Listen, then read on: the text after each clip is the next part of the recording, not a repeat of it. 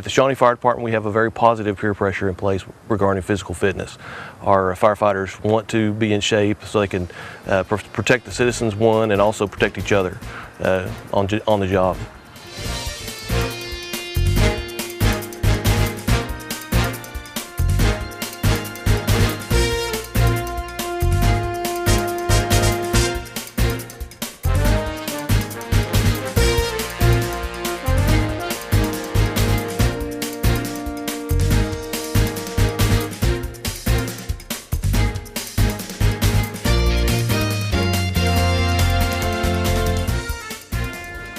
Today our blue shift, one of our 3 suppression shifts, is taking their annual physical fitness test.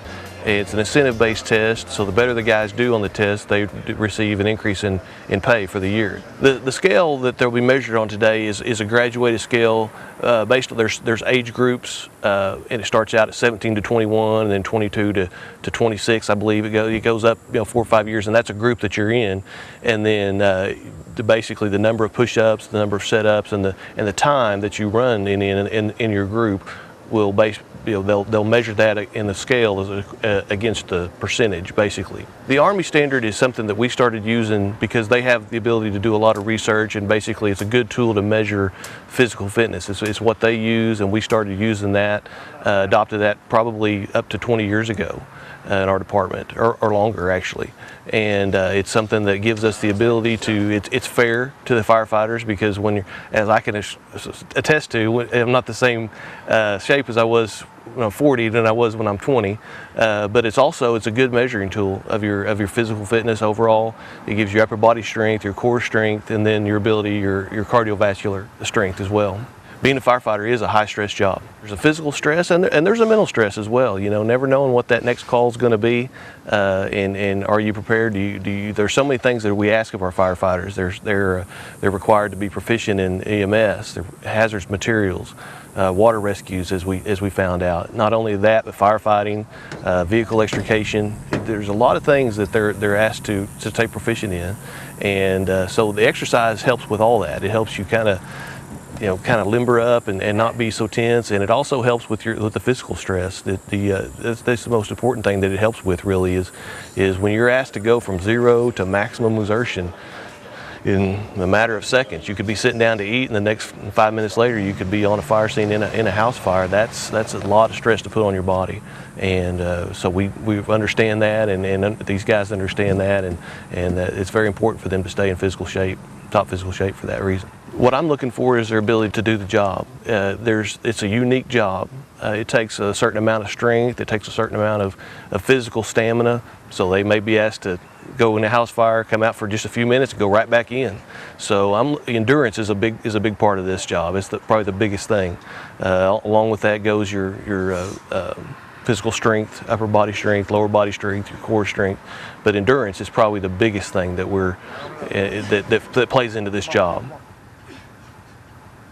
Upper body strength is important because of the nature of the job. You're going to be pulling hose, you're full of water, you're going to be going around corners. That hose gets really heavy when it's full of water and you're wearing them around. Those guys are going to be wearing anywhere from 70 to 90 pounds of extra equipment when they go in. They're wearing basically what would equate to a winter suit, a winter coat and winter pant when they go into a house fire. And then plus the SCBA, plus all the equipment, the axes that they're carrying, that kind of stuff, ventilation tools. They're going to carry 70 to 90 pounds of equipment on top of just their normal body weight, and then they're in an extreme condition, when they're extreme humidity, extreme heat, that their body's not equipped for, really. And so and when you're pulling hole, you're going to pull ceiling down, working over your head a lot. That's why your upper body strength is very important in this job. Physical fitness is very important to me. I try to do weight training part of the day. We have designated times in the morning and in the evening to do PT. And in the morning I usually try to do my weight workouts, and then in the evenings I try to do the running, depending on the temperature. A situation we had was a grass fire. We were the first brush pumper on scene, so the fire was moving really fast, and there was a neighborhood nearby. And I was on the hose, and we had one driver driving along, and I was moving as fast as we could while he was driving, trying to get it knocked down before it got to that neighborhood. And we were able to get a stop on it there before the next truck showed up. We were out there about a total of 4 hours, and I believe it's almost 100 degrees that day. One of the ways we drive each other to be better is like what we're doing today, the PT test. Just the PT scores. Everybody wants to know who did what on the push-ups and the sit-ups and the run. We try to beat each other on that, you know, just as a little friendly competition, and we encourage each other in that as, you know, as we work our way up to PT time when we're doing our running and our weight workouts to improve on that. We've learned a lot over the last 20 to 30 years in the fire service how important it is to be physically fit. These firefighters are essentially professional athletes. They're asked to go today they may go into a fire scene, they may go from 0 to maximum exertion within a matter of just a few minutes with no time to warm up. It's very hard on your body to do that, and to protect our citizens they really need to be in top physical shape.